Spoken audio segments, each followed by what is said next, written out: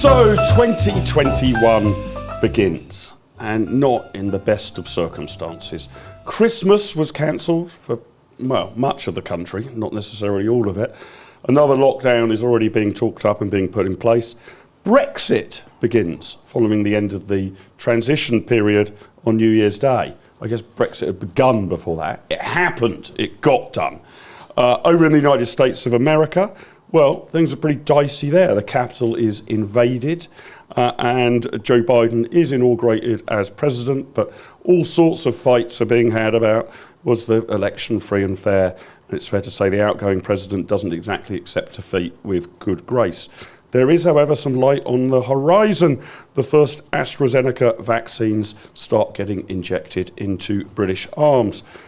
High point of the month for me, well, I should have been returning from holiday in January in Tenerife, but given what was happening here, I decided to camp out there for a bit. So, sorry to say this, but I was enjoying 28 degrees temperatures, you know, bars, restaurants and all the rest of it, while the rest of you shivered inside your locked down homes.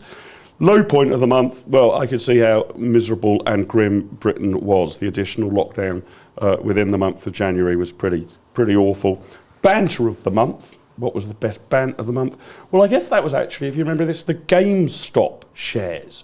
There was a kind of campaign on Reddit to talk up GameStop, a company that otherwise would have been potentially going to the wall, and suddenly their shares increased 20-fold over the course of the campaign. Real people power in action there. So to talk through the first month of the year, my first guests on this 2021 marathon, a warm welcome to Director of Operations at the Adam Smith Institute, Morgan Schondelmeier. Morgan, lovely to have you with us. Thanks for joining me. And CapX author, John Ashmore. John, how the devil are you, sir? I'm very well, thanks, Mark. So I'm sorry to unwind all of the festive cheer we're feeling at the moment and going back to those bleak days of January. John, we'll be wishing you happy birthday, I think, on New Year's Day. Yep. But other than, I hope you had a good birthday. But it must have been pretty grim for those of you here in the United Kingdom, wasn't it? Yeah, it was absolutely rubbish.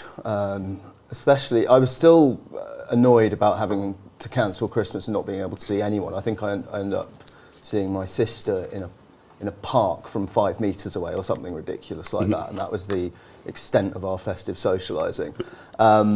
The thing I most remember, though, from January that you mentioned in the lead-up was that actually we were all very focused on America rather than on the UK because of what happened on January the 6th, which was, I mean, it wasn't exactly surprising given what Donald Trump had done up to that point, but it was still quite shocking to see people actually being shot at on Capitol Hill. The other thing in sort of news terms, I think, that I remember quite vividly was obviously that we had finally actually Brexited. We had all the kind of Brexit parties the year before because we'd sort of officially gone. Well, several times, didn't we celebrate? Yeah. I must have celebrated Brexit happening on, 8 occasions, I think. Yeah. But the agreement was so long that people were still kind of poring over it for many weeks after it had actually been signed. So, and I think we're still working out all of the permutations and ramifications of that even now. Brexit will always be with us. It's not an event, it's a process, isn't that? But the general mood in the country, I mean, you were lucky to be in Tenerife, I'd say. It was pretty grim. Especially, I think psychologically, the third lockdown was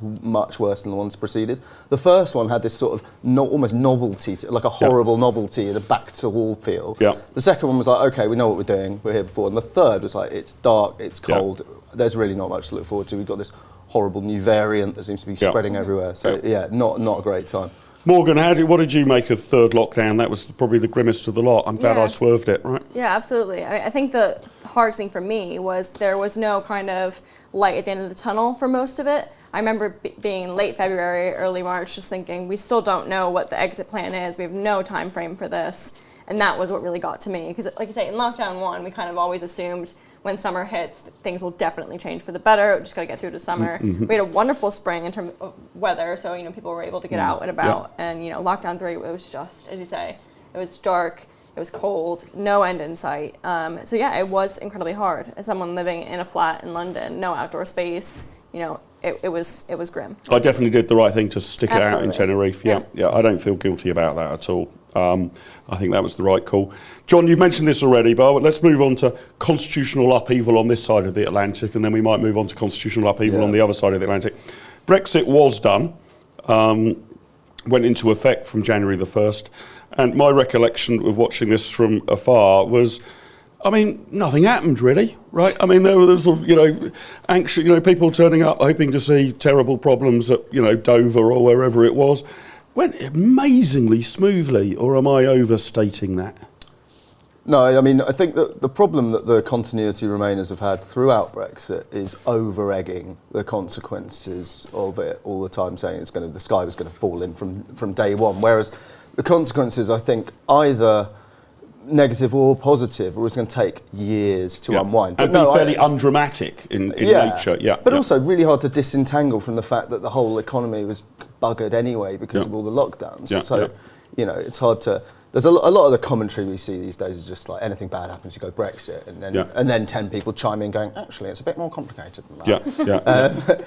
But no, I mean, I certainly have no vivid recollections of there being any kind of big shortages. They came later in the year with the whole lorry driver thing. What did you make of the apparent smoothness of Brexit, Morgan? Am I right? Am I misremembering this? I mean, I remember Sky and the BBC stationing like camera crews, apparently expecting, I don't know what they were expecting / hoping for sort of 8 mile truckers saying this is a nightmare, I've got the wrong form, they're not letting me on the... I'm sure there was a bit of that, but the media didn't seem to find it, right? Yeah, there definitely was a little bit of the form filling out issue as kind of the new bogeyman of Brexit. But I think, as you say, the depression that we were experiencing because of COVID maybe would have masked some issues we could have encountered, as we saw with lorry drivers and petrol when things started ramping back up. We did experience those issues. You can't deny that. But you can't split what the cause is. You can't. And I think that's important to remember is you can't say it was all COVID. You can't say it was all Brexit.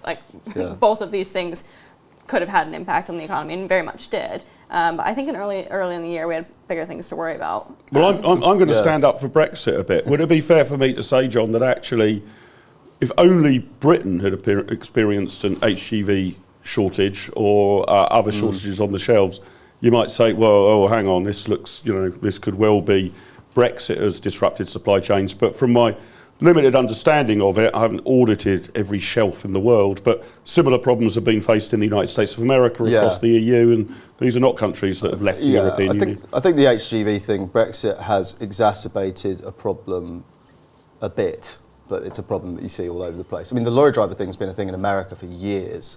I know that. Because it's just not a very good, I don't want to say good, not a very attractive job for a lot of people. It's unsociable hours, it's not particularly amazing pay, it doesn't have the kind of sense of adventure it had in the 70s or 80s when you could get out and see the world.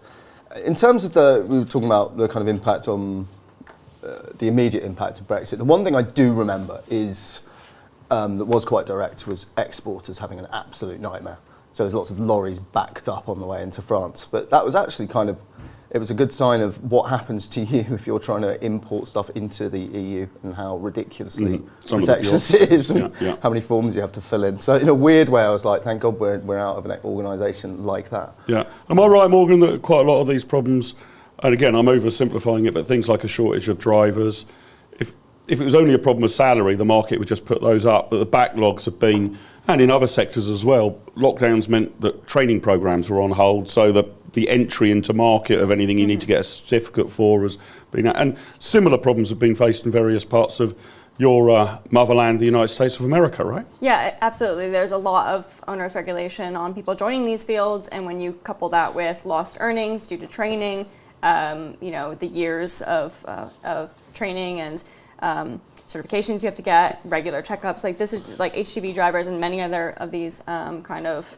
blue collar jobs just aren't that attractive anymore. They don't pay as well as maybe they should, but I don't think that money is going to solve the issue of supply because of how strenuous the process is to actually enter these fields. Yeah, I mean, you can, if an HGV driver is a really unpleasant job, you can pay them 100 grand a year, 150 grand a year, 200 grand a year. My suspicion is it's the certification and we'll see this elsewhere. I don't know what training you need to become, I don't know, a chef. But presumably very few people went through that programme because of lockdowns. I mean, potentially also, training to be, I don't know, a nurse or a teacher or anything that requires some certification. Lockdowns have built up a backlog that might take some time to get out of the system. Is that a fair comment? That's definitely something that was brought up. There were something like 40,000 applications still on the blocks, I think, since Swansea at the DVSA. But I did actually see something not sort of too long ago saying that the problems had started towards the end of this year. The problems had started to alleviate a bit. Yeah. That actually the government and the industry have got their act together a bit. They've started speeding up applications. The rate of applications going through is a lot higher. It doesn't strike me as being one of those professions where it is like massively difficult to get into. It's not one of these things like hairdressing in Louisiana where you need 400 hours of training or something ridiculous. So fingers crossed on that front. Things will be better in 2022. But also, if you look at the charts of like what goods there are on shelves in the UK, the only one that stands out is crisps. Well, that mean because enough. of an IT Right. cock-up at Walker's. Right. Apparently, it's got nothing to do with do anything Brexit else. or, So the Walker's or server HGV. went down. Or Yeah, something. it's Right, literally right. something like that. But a bit of a nightmare for parents, but I think most of us can probably survive. Yeah, it's not. That's pretty much a first world problem, I think. Yeah, an absence of Walker's crisps. Let's have a look at the big news of the month on the other side of the Atlantic. We'd had an incredibly divisive election. Joe Biden prevails in the popular vote and the Electoral College, but it doesn't look like the United States of America. It looks like the disunited States of America, right, Morgan? The outgoing president effectively refuses to concede defeat, at least publicly. By his actions, he does leave the White House, but refuses to attend the inauguration and all of the rest of it. And you get the protesters, rioters, I don't know what to call them, on Capitol Hill.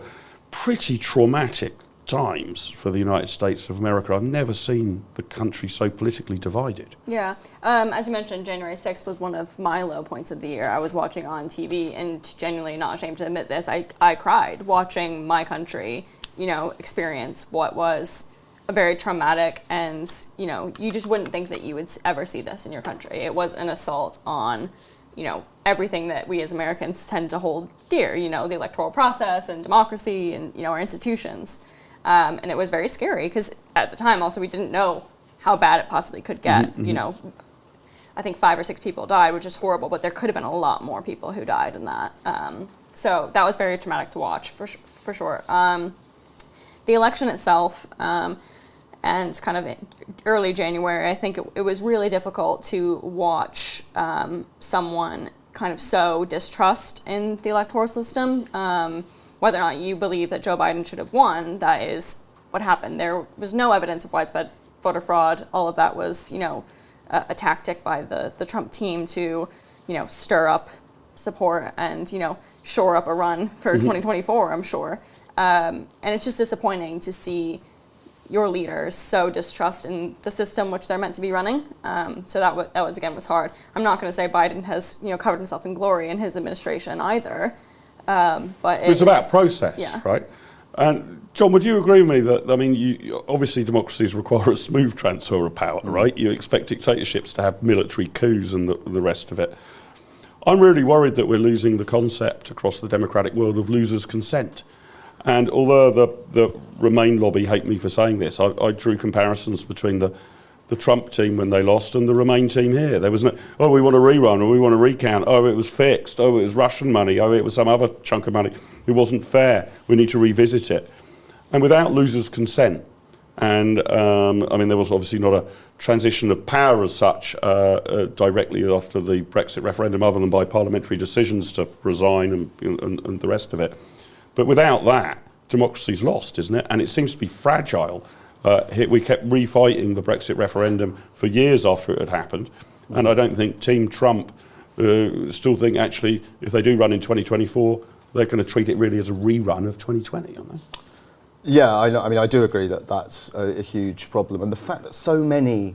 The difference, really, though, is that one is obviously the personalities and the type of politics involved is completely different. But it's also that Trump and his team sort of stood alone in terms of very senior people. They had a bit of backing from some other Republicans, but it was basically all driven by him. The referendum thing, and again, I don't want to make the comparisons too directly, but the referendum what's striking about it in hindsight is how many really senior politicians basically went out and told the electorate, you got it wrong, and we need to do this again, and dressed it up with this people's vote slogan, and the further you get from it, the more bizarre it looks in hindsight. Like you said, the Russians always loom large in all this stuff. It's great to kind of conjure a phantasm from far away in a country people don't really understand. Yeah, but I think that, especially in the States now, I think it's a really, really big problem. I don't actually think the second referendum thing ever had like majority support here. Yeah. But among Republicans now, the faith in the electoral process is shot. Yeah. Like a majority of Trump voters think the election was fixed, and that is really unsettling. And Morgan, how do you get that back? I mean, is it is that broken beyond repair, or is time the greatest healer, or what can be done? Because clearly, as you've said, you want elections in which people can choose the Republican, Democrat, or any other candidate they want. There's a count, and the losing side accepts it. But once that's broken, once people start to believe, almost doesn't matter whether it's fiction or fact, if people believe that the process is unfair, you've got a big problem on your hands. Yeah, I think time is a big factor, but I also think that the Republican Party has to choose to undo the damage that's been done. I think they need to acknowledge that the election was lost and come at it from a new angle and saying, yes, we lost, but here's how we're going to win in the future, legitimately. They're not doing that. They are rooting out people who say that the election was free and fair. If anyone disagrees with the premise that the election was stolen in a public forum, they're deselected or shunned or whatever. And that's not the way the Republican Party should be going about it. Yeah. Do you think it's correct? It seems to me now, here on this side of the pond, Brexit is sort of done and dusted. The people who are asking us to rejoin the EU are the equivalent of the Japanese soldiers still fighting World War II. And it's now accepted we're out, whether you liked it or not. It's taken a long time to get there, but I think that's healed quite a lot. But in America, less so, right? I think as a political project, rejoining is dead in the water. Not least because I don't think the EU actually want us back. As a kind of cultural and political crutch that some people are going to carry on leaning on, I think it'll be here for a long time. I think you're going to have years and years and years of people blaming everything on Brexit regardless. Likewise, I think you'll have people who supported Brexit claiming everything positive is because we're out of the EU. Yeah. And neither side is right. Yeah, the boring truth is that we're a developed, successful, industrialised economy whose fate is largely in our own hands either way. And I, on balance, prefer being out of the EU because I'm not a big fan of massive bureaucracies and so on. But I don't think it's a panacea or a silver bullet or anything like that. Mm-hmm. But no, the rejoin thing, like you say, Japanese soldiers in the jungle is a perfect analogy. Yeah. So, would you agree, Morgan, that Brexit, the divide here, has largely been healed? I mean, people are perfectly entitled to want us to rejoin the EU, but it seems we're now in a new accepted constitutional arrangement. Notwithstanding that people might blame things on things, but we seem to have got there after 5 years after the referendum. Would you agree that's happened here? Yet to happen? I know it's a different issue in America, but that political divide yet to heal, really. I think we have kind of moved into a new phase where you do still get a lot of people blaming things on Brexit. You do still get a lot of people saying this is the worst mistake we've ever made. But anyone who's genuinely calling for a second referendum is pretty quickly discounted as like someone who just needs to move on and get on with it. So it's definitely better than it was. Hopefully it will stay that way. It stays that way. I think the one thing I'd say is that the tribes that have formed politically thanks to Brexit may well be a more pronounced continued feature. But one of the interesting things about it was how quickly that happened. Yeah. In the space of a year, 2 years, we turned into Brexiteers, and people who had always voted Labour, quite a decent chunk of them voted Tory. And I think that sort of cleavage, to use a realignment word, that realignment is probably here to stay. Well, John and Morgan, thank you very much for talking us through the month of January. Wow, a lot happened in January. Could have done a whole programme on January 2021.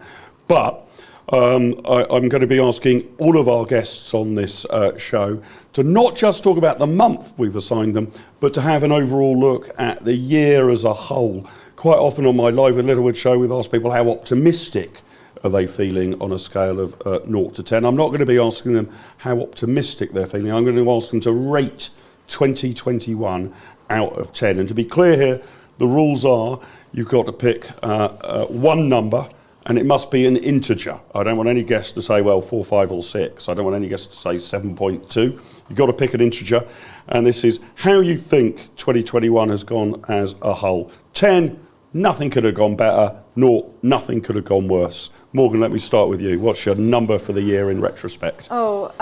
Probably I'm going to say 5. Very We're boring. going to start with a middle of the road 5. Very middle of the Right. road. I know. But there were some really good moments over the summer. The Euros was a ton of fun, kind of getting out and kind of imagining we were starting over. That was great. But then, like you said, lockdown 3 was pretty horrible. Vaccine rollout, which we didn't get a chance to talk about, but that was an amazing coup for the year. So we should all be really proud of that. But now in December, looking ahead with our new variant, I don't want to jinx it the way I did in 2020. I was thinking, January 1st, 2021, we are starting over. 2021 is going to be great. Okay, so a cautious 5. What about you, John? Do you know what? I was thinking sort of middling as well, and it was certainly so much better than 2020 because we got a resemblance of normality back. But actually, when I think of all the stuff that's happened, I'm going to go lower. I'm going to go for a 3. Thinking particularly about Afghanistan. I think that's an absolute disaster. And yeah, it's just been bookended by really crap months. So Well, maybe I'm thank feeling you a bit more both for negative. such a downbeat start to this marathon look back at 2021. A 5 and a 3. Well, I guess it's a kind of poor average. Let's see how our future guests, what numbers they pick up. But a 5 and a 3, so we're starting a bit below average. It's the festive season, of course. So before we go, we're going to be opening a cracker for each month, and each cracker has an unbelievably bad and corny free market or economics joke in it. I mean, even worse than the jokes that you usually get in Christmas crackers. So, Morgan, pull this one with me. Let's see what first one comes up. Go. Oh. Now, give me good win. I'm going to have to improve my practice as the months unroll. And let's see what, there you go, what you've always wanted, a piece of cardboard. There you go. Beautiful. So, why has the IEA never published a joke book? There's just so many different possible answers to that question. Do you want But an it's answer? a Christmas cracker joke. Why has the IEA never published a joke book? Do you want an answer? I want to see if you can guess the answer. It's probably not because the jokes aren't very good. Well, that I agree would be a very good reason. The jokes are not very good. But that's not a kind of Christmas cracker joke. No, you get any ideas, John? I'm racking my brains for Hayek puns. It really isn't very sophisticated.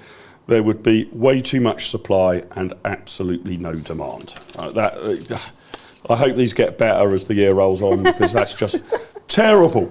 But Morgan and John, thanks very much for getting our retrospective of 2021 underway. Have a very Merry Christmas. Here's to brighter days in 2022. And John, have a very good New Year's Day for your birthday as well. Thank you very much. And my particular thanks to you, John, for wearing a red and white hat as a Spurs fan. And my particular thanks to you, Morgan, for coming and joining us at short notice on this show. Really appreciate it both. Have a very, very Merry Christmas, both of you. Thank you. Well, if you enjoyed that conversation, why not watch one of these other videos? And while you're here, remember to hit the subscribe button and the notification bell. That way, you'll never miss out on a single IEA broadcast.